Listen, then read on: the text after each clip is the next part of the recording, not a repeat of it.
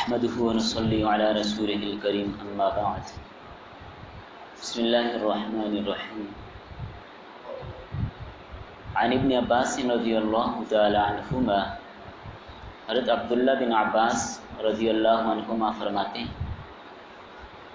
قال رسول اللہ صلی اللہ علیہ وسلم، اللہ کے رسول صلی اللہ علیہ وسلم نے فرمایا اذا اکل احدکم طعاما، جب تم میں سے کوئی کھانا کھائے، فلا یمسح اصابعہ، اپنے ہاتھوں کو، اپنی انگلیوں کو نہ پونچھے، حتی یلعقہا او یلعقہا، جب تک کہ خود ان کو چاٹ نہ لے یا ان کو چٹوا نہ لے۔ متفق روایت ہے، امام بخاری اور امام مسلم رحمہم اللہ دونوں نے ذکر فرمائی ہے۔ اس حدیث میں یہ بتایا گیا کہ کھانا کھانے کے بعد انگلیوں کو چاٹ لینا چاہیے۔ جب تک انگلیوں کو چاٹا نہ جائے، چاٹنے سے پہلے ان کو پونچھنا رومال کے ساتھ، ٹیشو کے ساتھ، تولیے کے ساتھ، کسی بھی کپڑے کے ساتھ، یہ سنت کے خلاف ہے اور یہ منع ہے، اس سے منع کیا گیا۔ پہلے کھانا کھانے کے بعد انگلیوں کو چاٹ لیا جائے، انگلیاں چاٹنے کے بعد پھر یا تو اگر ضرورت ہے تو اس کو پونچھا جائے یا دہویا جائے۔ یہ کام انگلیاں چاٹنے کے بعد ہے۔ اچھا، یہاں پہ اس حدیث میں دو باتیں فرمائی، حتی یلعقہا او یلعقہا، خود چاٹے یا دوسرے سے چٹوائے۔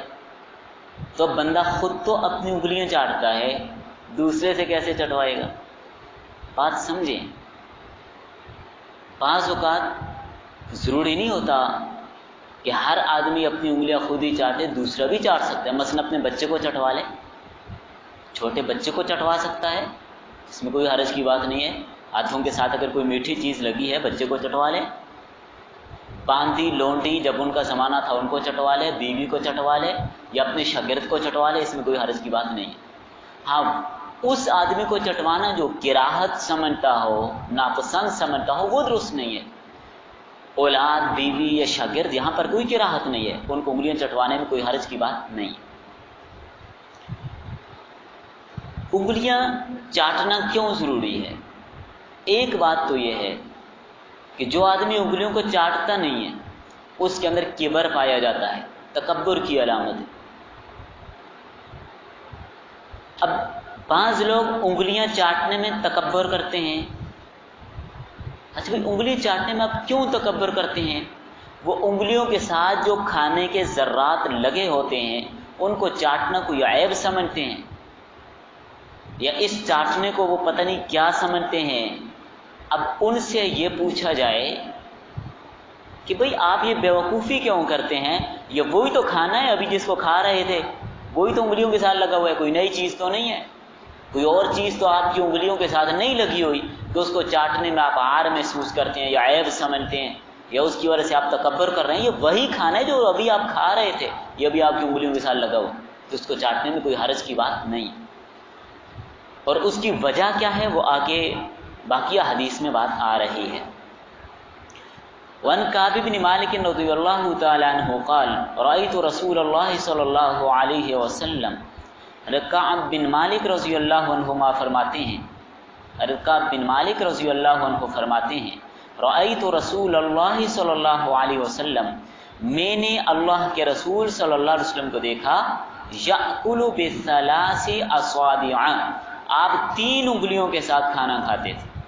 فَإِذَا فَرَغَ لَعِقَهَا، جب آپ کھانا کھانے کے بعد فارغ ہوئے تو ان انگلیوں کو چاٹ لیا۔ 3 انگلیوں سے کھانا کھانا یہ سنت ہے۔ یہ 3 انگلیاں، انگوٹھا اور اس کے ساتھ شہادت کی انگلی اور درمیانی انگلی، ان 3 انگلیوں کے ساتھ کھانا کھانا مسنون ہے۔ بلا کسی عذر کے، بلا کسی مجبوری کے، ان 3 کے علاوہ دوسری 2 انگلیاں استعمال کرنا یہ سنت کے خلاف ہے، اس میں کراہت ہوگی۔ ہاں عذر ہے، کھانا بہت نرم ہے، یا مثلا چاول ہیں 3 انگلیوں سے نہیں کھا سکتے، یا سرید اس ٹائپ کی بنی ہے کہ 3 انگلیوں سے کھانا اس کا مشکل ہے، پھر باقی انگلیوں کی اگر ضرورت پڑے تو لگا سکتے ہیں۔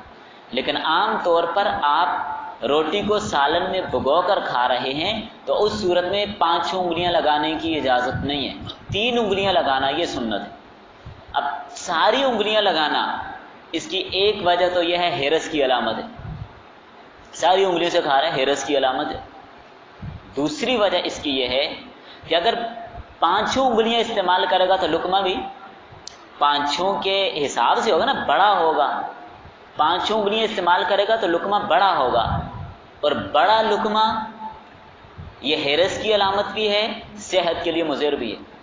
بڑا لقمہ ڈالا جائے گا، اس کو چبانے میں تکلیف ہوگی، اگر ویسی اس کو حلق سے نیچے اتار لے گا تو معدہ ڈسٹرب ہوگا، تو اس لیے چھوٹا لقمہ لیا جائے، چبایا بھی آسانی سے جائے گا، صحت کے لیے نقصان دہ بھی نہیں ہے اور ہرس کی علامت بھی نہیں ہے، اور ساتھ بیٹھنے والے کوئی اس میں برا بھی محسوس نہیں کریں گے۔ تو اس لیے 3 انگلیوں کے ساتھ کھانا کھانا یہ سنت ہے۔ یہ 3 انگلیاں ہیں، درمیان والی، شہادت والی اور انگوٹھا، ان 3 انگلیوں کے ساتھ کھانا کھانا سنت ہے۔ اگر کوئی مجبوری ہے جیسے میں نے عرض کیا تو پھر باقی انگلیاں بھی لگائی جا سکتی ہیں۔ اچھا، انگلیوں کو چاٹنے کی ترتیب بھی بعض فقہا نے لکھی ہے، محدثین نے اس کی ترتیب بھی لکھی ہے کہ انگلیوں کو چاٹا کیسے گیا۔ تو ابتداءً درمیانی انگلی کو چاٹا، پھر شہادت والی کو، آخر میں انگوٹھے کو۔ اچھا، پھر اس کی وجہ بھی لکھی۔ اگر ایک ایک بات میں آپ جائیں نا، ایک ایک نقطہ کمال کی بات ہے، گہرائی میں درمیان والی انگلی کو پہلے کیوں چاٹا؟ اس کی وجہ یہ ملوث زیادہ ہوتی ہے، یہ دوسری انگلیوں سے بڑی ہوتی ہے، کھانے میں زیادہ ڈوبتی ہے، یہ زیادہ ملوث ہوتی ہے، اس لیے اس کو پہلے چاٹنا ہے، شہادت والی انگلی کو بعد میں چاٹنا ہے، انگوٹھے کو تیسرے نمبر پہ چاٹنا ہے۔ اب چاٹ لینے کے بعد اب آپ دھونے کی ضرورت محسوس کرتے ہیں تو دھو لیں۔ وعن جابر رضی اللہ تعالیٰ عنہ ان رسول اللہ صلی اللہ علیہ وسلم، حضرت جابر رضی اللہ تعالیٰ عنہ سے روایت ہے، فرماتے ہیں نبی کریم صلی اللہ علیہ وسلم نے امرا حکم دیا باللعق الاصابع، انگلیوں کو چاٹنے کا، والصحفتی اور پیالے کو چاٹنے کا، وقالا اور فرمایا انکم، اب آپ کے ذہن میں بار بار یہ بات آ رہی تھی کہ انگلیوں کو چاٹنے کا حکم کیوں دیا، کیوں چاٹا، دو کیوں نہیں دیا جاتوں نے؟ وقال انکم لا تدرون فی ای طعامکم البرکہ، فرمایا تم نہیں جانتے تمہارے کھانے کے کس حصے میں برکت ہے۔ جو کھانا ہمارے سامنے لایا جاتا ہے اگر وہ حلال کا کھانا ہے تو یقیناً اس میں برکت تو ہے، اگر کھانا حلال کا ہے، لیکن ہمیں یہ پتہ نہیں کہ برکت اس کے کون سی حصے میں ہے۔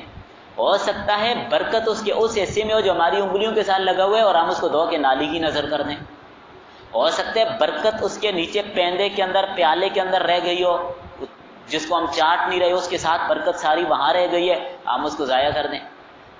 بلکہ جدید تحقیق کے مطابق طب اسلامی سے ہٹ کر جو یورپین طب ہے، جو انگریزی طب ہے، اس کے اندر بھی اس کو صحت کے لیے مفید بتایا گیا ہے کہ کیلشیم اور وٹامنز وغیرہ جتنے بھی ہوتے ہیں وہ برتن کے ساتھ نیچے رہ جاتے ہیں، وہ انگلیوں کے ساتھ نیچے رہ جاتے ہیں۔ جب آپ انگلیاں چاٹیں گے، برتن چاٹیں گے تو طاقت والے، قوا والے جو اثرات ہوں گے وہ آپ کے معدے میں جائیں گے، اس سے ایسی رطوبت بنے گی جس کو معدے کو غذا حاصل کرنے میں زیادہ آسانی بھی رہے گی، اور یہ ایک غذا کو ہضم کرنے کا ایک اہم سبب بھی بنے گا۔